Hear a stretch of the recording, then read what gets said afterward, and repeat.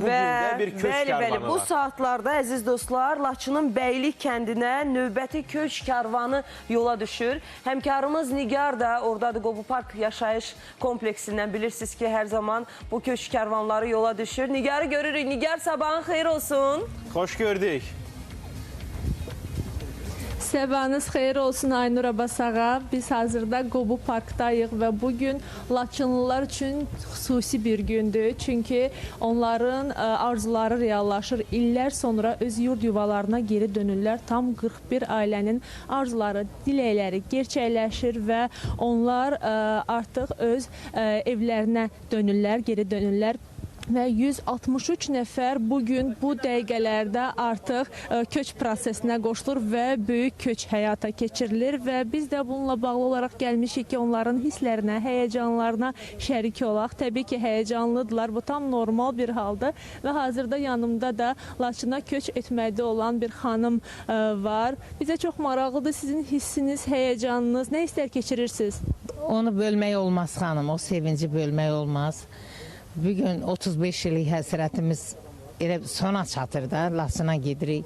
Şükür Allah'ın bu gününə, Allah qazilərimizin canını sağ eləsin, şəhidlərimizə rəhmət eləsin, prezidentimizin canı sağ olsun.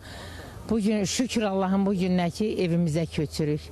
35 illik həsrətimiz sona çatır. Kimlərlə geri dönürsünüz? Yoldaşımla, balalarımla, nəvələrimlə, hamısı ilə birlikdə gedirik.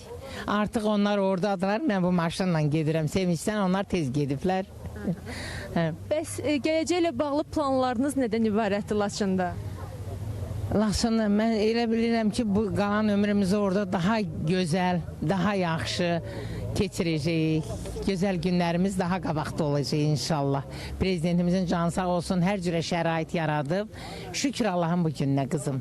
İnşallah, inşallah sizə yaxşı yol. Mən qarşıda başqa bir Laçına köçən bir sakinimizi görürəm. Necəsiz? Çox sağ olun, yaxşıyıq, şükür. Nə hisslər keçirirsiniz? Bizə çox maraqlıdır. Gözəl hisslərimiz var ki, artıq qayıdırıq da olduğumuz yerə.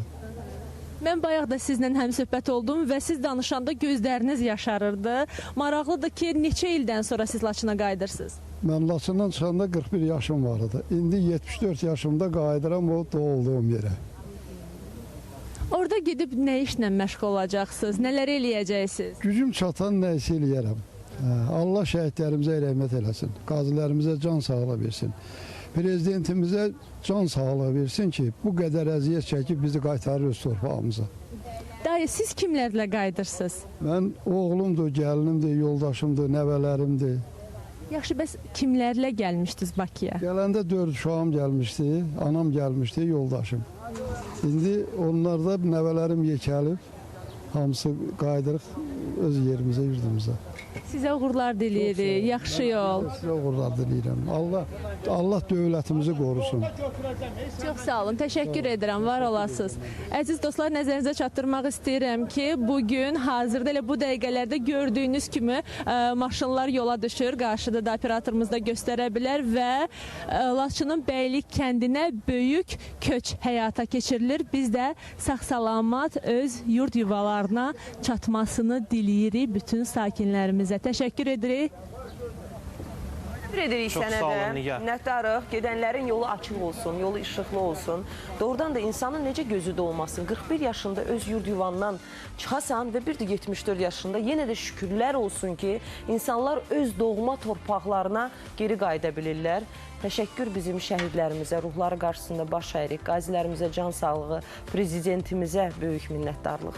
Və daim